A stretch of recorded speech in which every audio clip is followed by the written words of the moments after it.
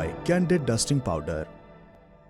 Candid dusting powder redness, irritation, sweat rash और fungal infection जैसे 4 skin problems का एक एक्सपर्ट सॉल्यूशन। अब रहो अनस्टॉपेबल कैंडिड डस्टिंग पाउडर के साथ। אנחנו עוזבים היום את ממשלת החירום. בלב כבד, अख बलेव शलेम। अभी आप सुन रहे थे इजराइल की वॉर कैबिनेट में हिस्सा रहे बेनी गेंट्स को, जिन्होंने 9 जून को सरकार छोड़ने का ऐलान किया है। गेंट्स ने यह भी कहा है कि नेतन्याहू गाजा में आतंकियों से लड़ने में विफल रहे हैं।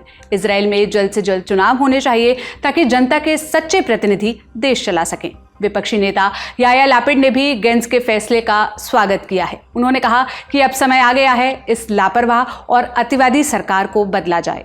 दरअसल 7 अक्टूबर को युद्ध के बाद इजराइल में एक यूनिटी गवर्नमेंट चल रही है। बेनी गेंट्स इसका हिस्सा थे, साथ ही वो वॉर कैबिनेट का भी हिस्सा थे, यानी हमास के साथ युद्ध में उनका महत्वपूर्ण रोल था। लेकिन अब वो समर्थन वापस ले रहे हैं। गेंट्स के इस्तीफे ने इजराइल में राजनीतिक भूचाल ला दिया है। हुआ ये कि नेतन्याहू सरकार में एक मंत्री हैं, बेजिल स्मोत्रिच। उन्होंने गेंट्स के इस्तीफे के बाद उन्हें ईरान का समर्थक बता दिया। स्मोत्रिच ने कहा, बेनी गेंट्स सरकार से समर्थन वापस लेकर हमास, ईरान और हिजबुल्लाह की मदद कर रहे हैं। जानकारों की माने तो बेनी गेंट्स के इस्तीफे से सरकार पर दक्षिणपंथ का प्रभाव पड़ सकता है। दरअसल बेनी गेंट्स के जाने से वॉर कैबिनेट में एक सीट खाली हो गई। आशंका जताई जा रही है कि उनकी जगह धुर दक्षिणपंथी नेता इतमार बेन ग्विर को लाया जा सकता है। बेन ग्विर फिलिस्तीन को पूरी तरह से मिटाना चाहते हैं। अगर ऐसा हुआ तो फिलिस्तीन में तबाही और तेज हो सकती है। तो आज के शो में हम जानेंगे बेनी गेंट्स के इस्तीफे से नेतन्याहू सरकार पर क्या असर होगा, क्या नेतन्याहू की सरकार गिर जाएगी, इस इस्तीफे का युद्ध पर क्या प्रभाव पड़ेगा और गेंट्स के इस फैसले का क्या कोई अमेरिका से कनेक्शन है। नमस्ते, मेरा नाम सोनल है और आप देखना शुरू कर चुके हैं ललन टॉप का अंतर्राष्ट्रीय खबरों से जुड़ा रोजाना का कार्यक्रम दुनियादारी, जहां आज चर्चा इजराइल में बदले राजनीतिक घटनाक्रम की। सबसे पहले बेसिक क्लियर कर लेते हैं। इजराइल में संसदीय व्यवस्था चलती है। संसद का नाम क्नेसेट है। इसमें 120 सदस्य हैं। सरकार बनाने के लिए क्नेसेट में साधारण बहुमत की जरूरत पड़ती है, यानी 61 सीटों की। नवंबर 2022 में इजराइल में चुनाव हुआ। इसमें बेंजामिन नेतन्याहू की लुकित पार्टी को सबसे ज्यादा सीटें मिली। नियम के मुताबिक राष्ट्रपति ने उन्हें सरकार बनाने का न्योता दिया। 22 दिसंबर को डेडलाइन से ठीक पहले नेतन्याहू ने बहुमत जुटा लिया। इसके ठीक एक हफ्ते बाद उन्होंने छठी बार इजराइल के प्रधानमंत्री के तौर पर शपथ ले ली। किसने समर्थन दिया नेतन्याहू को? इजराइल की दक्षिणपंथी पार्टियों ने। इनमें इतमार बेन ग्विर और बेजिल स्मोत्रिच की पार्टियां भी शामिल हैं। ये पार्टियां मिलकर नेतन्याहू को 20 सीटों का समर्थन देती हैं। ये दोनों इजराइल के धुर दक्षिणपंथी नेता हैं। अक्सर फिलिस्तीन को हमेशा के लिए खत्म करने की बात करते हैं। फिलहाल नेतन्याहू गठबंधन के पास 64 सांसदों का समर्थन है। ये हालांकि सामान्य दिनों की व्यवस्था है। इजराइल हमास युद्ध की शुरुआत के बाद से इस व्यवस्था में कुछ बदलाव हुए हैं। 11 अक्टूबर 2023 को इजराइल में इमरजेंसी यूनिटी गवर्नमेंट बनाई गई। एक ऐसी सरकार जिसका फोकस युद्ध पर होता है और जो पूरे देश का प्रतिनिधित्व करती है। इस सरकार में विपक्ष को भी जगह दी जाती है, इसलिए विपक्षी नेता बेनी गेंट्स को भी इसमें जगह मिली थी। यूनिटी गवर्नमेंट के साथ एक स्पेशल वॉर कैबिनेट बनाई गई। इसमें फुल टाइम 3 सदस्य रखे गए। बेनी गेंट्स भी इसका हिस्सा थे। गेंट्स के साथ प्रधानमंत्री बेंजामिन नेतन्याहू और रक्षा मंत्री योआव गलांत भी इसमें शामिल किए गए। इस कैबिनेट में बेनी गेंट्स की खासा अहमियत थी। वो उदारवादी नेता माने जाते थे। ऐसे में उनके रहने से वॉर कैबिनेट में लेफ्ट राइट का बैलेंस बना हुआ था। लेकिन फिर चीजें बिगड़नी शुरू हो गई। यूनिटी गवर्नमेंट बनने के कुछ दिन बाद ही बेनी गेंट्स की पीएम नेतन्याहू से तकरार शुरू हो गई। बेनी गेंट्स चाहते थे कि हमास के कब्जे से बंधकों को जल्द से जल्द छुड़ाया जाए। इसके लिए उन्होंने नेतन्याहू से समझौता करने की मांग की। कहा, युद्ध लंबा चलेगा तो हमारा ही नुकसान है। धीरे धीरे वो खुले मंचों पर नेतन्याहू की आलोचना करने लगे। समय के साथ असहमति बढ़ती गई और आखिरकार मई 2024 में उन्होंने नेतन्याहू को अल्टीमेटम दे दिया। कहा, अगर 8 जून तक नेतन्याहू गाजा के लिए जंग के प्लान पेश नहीं करते तो मैं सरकार से अलग हो जाऊंगा, वॉर कैबिनेट से भी इस्तीफा दे दूंगा। और ऐसा हुआ भी। 8 जून तक नेतन्याहू कोई भी प्लान पेश करने में असफल रहे। 9 जून को बेनी गेंट्स टीवी के सामने आए और इस्तीफे का ऐलान कर दिया। सुनिए। כדי להבטיח ניצחון אמיתי ראוי שבסתיו, שנה לאסון, נצא לבחירות שבסופם תוקם ממשלה שתזכה לאמון העם ותוכל לאתגרים. אני קורא לנתניהו, קבע תאריך בחירות מוסכם. אל תיתן לעם שלנו להיקרע. עלינו גם להקים ועדת חקירה ממלכתית שתבחן את הכשלים מבית ותגן עלינו מול המתקפות הצבועות מבחוץ. היום אני רוצה לבקש סליחה ממשפחות החטופים. עשינו הרבה, כשלנו במבחן התוצאה. לא הצלחנו עדיין להחזיר רבים מהחטופים הביתה. गेंस की कहानी क्या है? बेनी गेंस का पूरा करियर मिलिट्री में बीता। उनकी मां हंगरी की थी, होलोकॉस्ट सर्वाइवर भी थी। पिता रोमानिया से आए थे। बेनी ने हिस्ट्री और पॉलिटिकल साइंस की पढ़ाई की है। 1977 में मिलिट्री में चले गए, कई ऑपरेशंस का हिस्सा रहे। 1982 में पहले इजराइल लेबनान युद्ध में हिस्सा लिया। 1991 में इथियोपिया से 14,000 यहूदियों को निकालने का मिशन पूरा किया। दूसरे इंतिफादा और दूसरे लेबनान युद्ध में उस दौरान भी वो मैदान में थे। 2005 में उन्हें मिलिट्री अटैचे बनाकर अमेरिका भेजा गया। 2011 में chief of the general staff बना दिया गया। वो इजरायली डिफेंस फोर्सेस IDF के कमांडर इन चीफ होते हैं। बेनी के कार्यकाल में इजराइल ने गाजा में 2 बड़े ऑपरेशंस को अंजाम दिया। 2012 में ऑपरेशन पिलर ऑफ डिफेंस और 2014 में प्रोटेक्टिव एज, दोनों में हमास को जवाब दिया गया था। माना जा रहा था कि उनका अनुभव अभी चल रही जंग में काम आएगा। 2018 में बेनी ने अपनी पॉलिटिकल पार्टी बना ली। 2020 में नेतन्याहू के साथ गठबंधन सरकार बनाई, डिफेंस मिनिस्टर रहे। डील थी कि आधे समय बाद बेनी प्रधानमंत्री बनेंगे, मगर बीच में ही सरकार गिर गई। बेनी गठबंधन से अलग हो गए। दिसंबर 2022 के चुनाव में वो नेशनल यूनिटी पार्टी का हिस्सा बने, हालांकि उनका गठबंधन बहुमत नहीं जुटा पाया। बेनी के इस्तीफे पर क्या प्रतिक्रियाएं आई हैं? नेतन्याहू ने एक्स पर लिखा, ये समय एक साथ रहने का है, न कि बटकर रहने का। मैं बेनी गेंस से गुजारिश करता हूं कि वो सरकार से अलग ना हो।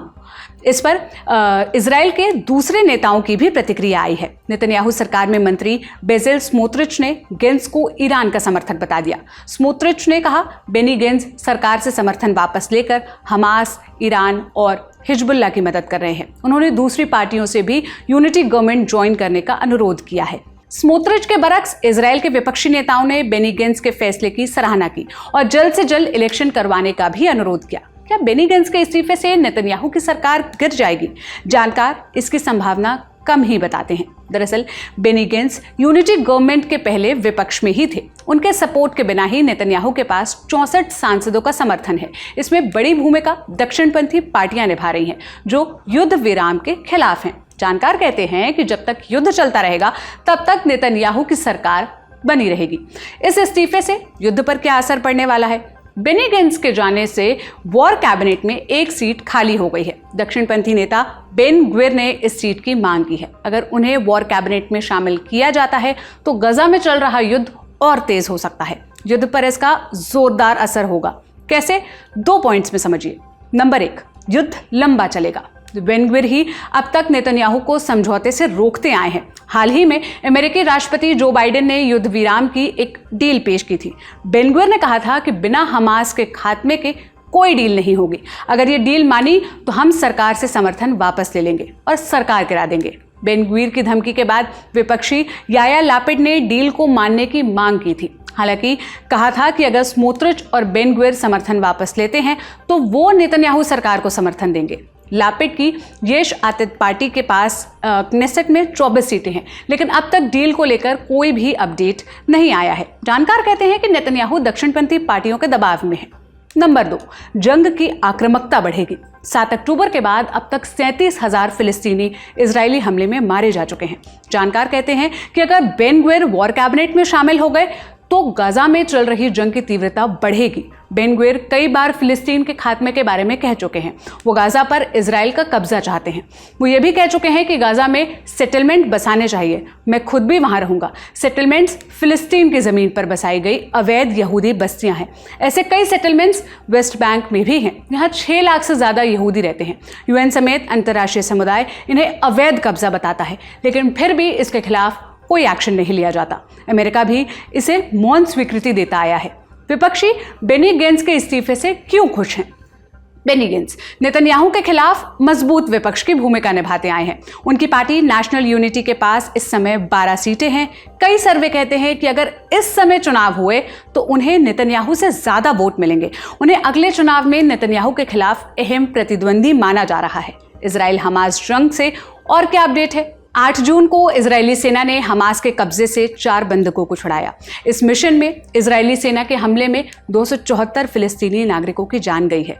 इस मिशन के लिए इजरायली सेना ने नुसैरात रेफ्यूजी कैंप में हमला किया। इस हमले में मरने वाले ज्यादातर बच्चे और महिलाएं थे।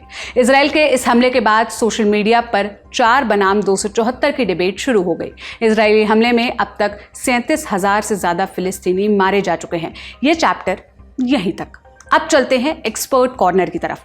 हमने इस मामले को विस्तार से समझने के लिए संपर्क किया ब्रिटिश लॉ स्कूल में इंटरनेशनल रिलेशंस के प्रोफेसर डॉक्टर मुश्ताक हुसैन से। हमने उनसे पूछा, बेनी गेंट्स के इस्तीफे से नेतन्याहू की सरकार पर क्या असर पड़ेगा? क्या उनकी कुर्सी खतरे में पड़ सकती है? सुनिए वो क्या बता रहे हैं। देखिए, फिलहाल तो नहीं, क्योंकि प्राइम मिनिस्टर बेंजामिन नेतन्याहू का जो गठबंधन है उसके पास अभी भी उनका जो पार्लियामेंट है कनेसेट, उसमें 120 में से 64 मेंबर्स का उनके पास सपोर्ट है। तो अभी फिलहाल एकदम से तो उनकी सरकार पे कोई खतरा नहीं है। उनका जो गठबंधन है जिसमें काफी राइट विंग पॉलिटिकल पार्टीज हैं, उन पॉलिटिकल पार्टीज को अपना एजेंडा और अच्छी तरीके से अचीव करने में अब मदद जरूर मिलेगी बेनी गैंट्स के इस्तीफे के बाद। तो मुझे लगता नहीं कि कोई खतरा है, बल्कि मुझे लगता है कि अब हमें कुछ और क्लैरिटी दिख सकती है कि नेतन्याहू सरकार आगे आने वाले अगले कुछ दिनों या हफ्तों में गाजा में चल रहे युद्ध को किस तरह से आगे खात्मे की तरफ लेके जा सकते हैं। अभी तक उनकी सरकार में 2 बड़े बड़े गुट थे, एक तरफ बेनी गैंट्स थे और दूसरी तरफ इस तरह के लीडर्स थे जैसे स्मोट्रिक हैं जो उनके इंटीरियर मिनिस्टर, सिक्योरिटी मिनिस्टर रहे हैं। तो इन दोनों गुटों की खींचतान के बीच ऐसा लग रहा था कि सरकार बहुत अच्छे से एक क्लियर एक एजेंडा के साथ काम कर पा रही है। वो शायद अब जरूर चेंज होगा, लेकिन सरकार खतरे में नहीं। बेनी गेंट्स के इस्तीफे से गाजा में चल रही जंग पर क्या असर पड़ेगा? बिल्कुल, मुझे लगता है कि अगर अभी तक देखिए ओवरऑल अभी तक ये अंतर्राष्ट्रीय समुदाय का ये एक अप्रोच रहा है कि इजराइल की आर्मी और इजराइल की सरकार, अंतर्राष्ट्रीय समुदाय ने जितनी भी उनके सामने दलीलें रखी हैं या डिमांड करी हैं, उनको एक तरीके से दरकिनार करते हुए अपना मिलिट्री एजेंडा उन्होंने पुश किया है। लेकिन पॉलिटिक्स में, खासकर इजरायली पॉलिटिक्स में अंदर हमेशा काफी अंतर्द्वंद चलता है, जो कई बार बाहर से अगर हम देख रहे होते तो हमें नहीं पता चलता। बेनी गैंट्स ने पिछले कुछ हफ्तों में, बल्कि कुछ महीनों में कंटिन्यूअसली काफी प्रेशर बनाया था प्राइम मिनिस्टर नेतन्याहू के ऊपर कि एक क्लियर कट पॉलिसी हो जिसमें वो चाहते थे कि इजराइल की मिलिट्री या इजराइल का कोई रोल ना रहे। जब भी ये वॉर खत्म होता है उसके बाद गाजा को किस तरह मैनेज करना है उसमें कोई रोल ना रहे। इसको वो लोग डे आफ्टर प्लान की बात करें कि जिस दिन लड़ाई खत्म हुई उसके बाद क्या होगा। साथ ही साथ बेनी गैंट्स का ही असर था कि कई बार इंटेलिजेंस रिपोर्ट्स मिलने के बावजूद अगर इजरायली आर्मी ने बहुत ही बड़े पैमाने पे अटैक नहीं किया है तो उसको हम बेनी गैंट्स का असर समझ सकते हैं, क्योंकि वो इस सरकार में, जो कि बहुत हद तक एक राइट विंग सरकार है, इस सरकार में फिर भी बेनी गैंट्स एक मॉडरेट वॉइस रहे हैं, उन्होंने काफी कंट्रोल में रखा है। अब जब हमने देखा कि बेनी गैंट्स ने इस्तीफा दे दिया है और उनकी जगह जो इजराइल के इंटीरियर सिक्योरिटी मिनिस्टर हैं उन्होंने पहले ही कह दिया है कि वो इस डिफेंस का रोल लेना चाहते हैं, तो डेफिनेटली ये जरूर होगा कि इजरायली आर्मी का जो अप्रोच होगा वो थोड़ा सा और उग्र हो जाएगा, थोड़ा सा और एग्रेसिव हो जाएगा। हमने ये भी देखा, अभी तक ये कहना मुश्किल है कि कितना कनेक्टेड है दोनों डेवलपमेंट, लेकिन अक्टूबर 7 का जो हमास का अटैक था जिसको इजराइल की आर्मी और इंटेलिजेंस सर्विसेज की बहुत बड़ी नाकामी मानी जा रही है, उसके बाद पहले इजराइल के मिलिट्री ऑफिसर ने रिजाइन भी किया है। एक 3 स्टार जनरल लेवल के ऑफिसर थे जो गाजा के बॉर्डर के पास मिलिट्री पोजीशंस के लिए रिस्पॉन्सिबल थे, उन्होंने आज इस्तीफा दिया है ये कहते हुए कि मैं जिम्मेदारी लेता हूं, अक्टूबर 7 का जो अटैक था उसको मैं अपनी पर्सनल नाकामी की तरह मानता हूं। ये कितना कनेक्टेड है बेनी गैंट्स के इस्तीफे से यह भी समझना थोड़ा सा मुश्किल है, उसके लिए हमें एक दो दिन और रुकना पड़ेगा। लेकिन अभी भी काफी ऐसे साइंस दिखने लगे हैं कि शायद इजरायली आर्मी का अप्रोच, इजरायली सरकार का अप्रोच गाजा में हो रहे युद्ध की तरफ बदलने वाला है। चाहे वो इतामार बेन गुइर आए या फिर बेजलेल स्मोट्रिक बेजलेल आए, दोनों में से कोई भी आता है बेनी गैंट्स की जगह, इजरायली आर्मी का अप्रोच थोड़ा सा और एग्रेसिव पक्का होगा। इजराइल बाइडेन द्वारा पेश की गई डील को क्यों नहीं मान रहा? कौन इसमें रुकावट डाल रहा है? देखिए, अमेरिका आज जैसे हम बात कर रहे हैं, अभी ठीक इस वक्त पे जो अमेरिका के विदेश मंत्री हैं वो इजिप्ट के राष्ट्रपति से मुलाकात करने के बाद अब वो इसराइल ट्रैवल कर रहे हैं। अमेरिका का बहुत प्रेशर है इजरायली सरकार के ऊपर, साथ साथ खाड़ी के जो बाकी अरब देश हैं, जैसे कतर हो गया, जैसे जॉर्डन हो गया, या फिर इवन मिस्र हो गया, इजिप्ट हो गया। इन सब के ऊपर बहुत प्रेशर है अमेरिका का कि अमेरिका में होने वाले राष्ट्रपति चुनाव से पहले इस युद्ध में किसी तरह का युद्ध विराम लगे, किसी तरह की एक शांति समझौता साइन किया जाए। प्रेसिडेंट जो बाइडन ने जो 3 फेज का समझौता प्रपोज किया था, उन्होंने ये कहा था कि ये प्रपोजल इजराइल की तरफ से आया है, जबकि बाद में इजराइल की तरफ से प्राइम मिनिस्टर और बाकी जो राइट विंग लीडर्स है उन्होंने इस तरह के बयान दिए थे जिनसे लगता था कि इसमें वो जो प्लान है 3 फेज वाला, वो इजराइल की तरफ से ना हो के अमेरिका की तरफ से है।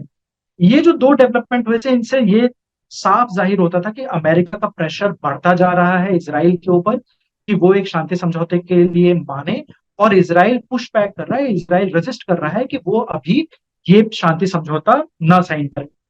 बेनी गैंट्स के इस्तीफे से इजरायली सरकार का किसी भी शांति समझौते के लिए मानने की जितनी भी पॉसिबिलिटी थी पहले, वो और भी कम हो गई। तो उस नजरिए से अगर देखा जाए तो अमेरिका के प्लान्स के लिए ये एक बहुत बड़ा धक्का है कि एक मॉडरेट लीडर, एक सेंट्रिस्ट लीडर जैसे कि बेनी गैंट्स है, उन्होंने रिजाइन किया है।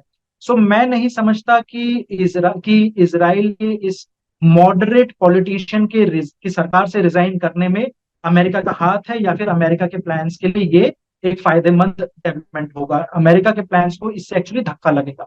ये था हमारा बड़ी खबर सेगमेंट। अब सुर्खियों की बारी।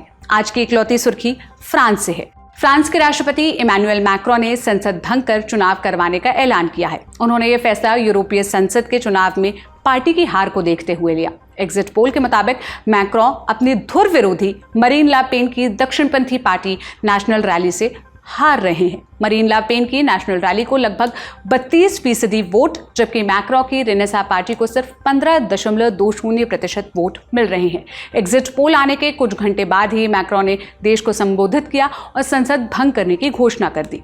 यूरोपीय यूनियन EU यूरोपीय देशों का एक संगठन है जिसे सेकेंड वर्ल्ड वॉर के बाद बनाया गया था। इसका मकसद यूरोप के सभी देशों को एकजुट रखना है। EU के चुनाव में पिछड़ने के अनुमान के बाद ही मैक्रों ने समय से 3 साल पहले संसद को भंग करने का फैसला किया। फ्रांस में 2022 में ही संसदीय चुनाव हुए थे। यूरोपीय संसद के चुनावों के बारे में अगर आप विस्तार से जानना चाहते हैं तो आप दुनियादारी का एपिसोड देख सकते हैं। लिंक आपको डिस्क्रिप्शन बॉक्स में मिल जाएगा। आज के दुनियादारी में बस इतना ही। आप इस पर क्या कहना चाहते हैं? आपको ये एपिसोड कैसा लगा? अपनी राय कमेंट बॉक्स में जरूर बताइएगा। कल फिर मुलाकात होगी इसी उम्मीद के साथ। आपसे विदा लेती हूँ। शुक्रिया। शुभ रात्रि।